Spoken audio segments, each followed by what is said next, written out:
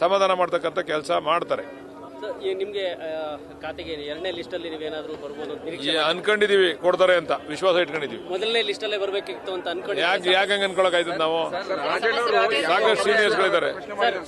ಸಮಸ್ಯೆ ಜಾಸ್ತಿ ರಾಜಣ್ಣ ಅವ್ರ ವಿಚಾರ ನನ್ನ ಹತ್ರ ಚರ್ಚೆ ಮಾಡಬೇಡಿ. ರಾಜಣ್ಣ ಅವ್ರ ತರ ಚರ್ಚೆ ಮಾಡೋದು ಅಪ್ರಸ್ತುತ. ಕೆಲವರು ಪ್ರತಿನಿತ್ಯ ಮಾತಾಡ್ತಕ್ಕಂಥ ಚಟ ಬೆಳೆಸ್ಕೊಂಡವ್ರೆ, ಹಂಗೆ ಮಾತಾಡ್ತಾರೆ. ಅದ್ರ ಬಗ್ಗೆ ನಾವು ರಿಯಾಕ್ಟ್ ಮಾಡೋದು ಒಳ್ಳೇದಲ್ಲ.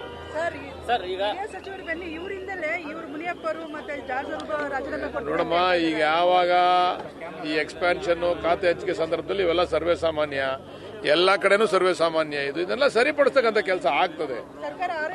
ನೋಡ್ರಿ, ಎಲ್ಲಿ ಡೆಮಾಕ್ರಸಿ ಇರ್ತದೆ ಅಲ್ಲಿ ಈ ರೀತಿ ಬೆಳವಣಿಗೆ ಇರ್ತದೆ. ಎಲ್ಲಿ ಡೆಮಾಕ್ರಸಿ ಇದೆ ಕಾಂಗ್ರೆಸ್ನಲ್ಲಿ, ಕೇಳ್ತಕ್ಕಂಥ ಹಕ್ಕಿದೆ, ಕೇಳ್ತಾ ಇದ್ದಾರೆ. ಕೇಳ್ತಾವ್ರೆ ಅಂದ ಕ್ಷಣಕ್ಕೆ ಅವ್ರೇನೋ ಮಾಡ್ತಾವ್ರೆ ಚಟುವಟಿಕೆಗಳನ್ನ ಅಂತಕ್ಕಂಥ ಭಾವನೆ ಅಲ್ಲ. ಅವರೆಲ್ಲ ಕೇಳಿದ್ದಾರೆ, ಸರಿಪಡಿಸ್ತಕ್ಕಂಥ ಕೆಲಸ ಹೈಕಮಾಂಡ್ ಮಾಡ್ತಾರೆ. ಹೇಳಿದ್ನಲ್ಲ, ಎಲ್ಲಿ ಡೆಮಾಕ್ರಸಿ, ಯಾವ ಪಾರ್ಟಿ ಡೆಮಾಕ್ರಸಿ ಇರ್ತದೆ ಅಲ್ಲಿ ಕೇಳ್ತಕ್ಕಂಥ ಹಕ್ಕನ್ನ ಎಲ್ಲ ಕೂಡ ಬೆಳೆಸ್ಕೊಂಡಿದ್ದಾರೆ. ಇಲ್ಲಿ ಡೆಮಾಕ್ರಸಿ ಇದೆ ಕಾಂಗ್ರೆಸ್ನಲ್ಲಿ, ಬೇರೆ ಕಡೆ ಡೆಮಾಕ್ರಸಿ ಇಲ್ಲ. ಎಲ್ಲ ಕಡೆ ಹಿಪೋಕ್ರಸಿ ಅಲ್ಲೆಲ್ಲ. ಅದರಿಂದ ನಮ್ಮ ಪಕ್ಷದಲ್ಲಿ ಡೆಮಾಕ್ರಸಿ ಇದೆ, ಮಾತಾಡ್ತಕ್ಕಂಥದಕ್ಕೆ ಅವಕಾಶ ಇದೆ, ಸರಿಪಡಿಸ್ಕೊಳ್ತಕ್ಕಂಥದಕ್ಕೂ ಅವಕಾಶ ಇದೆ.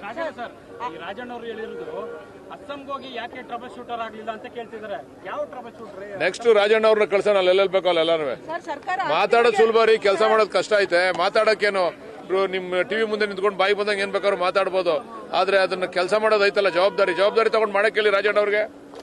ಆತರ ಎಲ್ಲ ರಾಜಣ್ಣ ಅವರು ಸೀನಿಯರ್ ಇದಾರೆ, ಹಂಗೆಲ್ಲ ಮಾತಾಡಬಾರ್ದು. ಯಾರು ನೀವ್ ಹೇಳ್ತಾ ಇದೀರಾ? ಎಲ್ಲ ಬಾರಿ ಕನ್ಸಿಟ್ಕೊಂಡಿದ್ರ, ಅವೆಲ್ಲ ಏನಾಗಲ್ಲ ಬಿಡಿ. ಇನ್ನ ನೆಕ್ಸ್ಟ್ 5 ವರ್ಷ ನಮ್ದೇ ದರ್ಬಾರು. ನ್ಯೂಸ್ ಫಸ್ಟ್, ನಿರ್ಭೀತಿಯಿಂದ ನಿಮ್ಮ ಪರವಾಗಿ.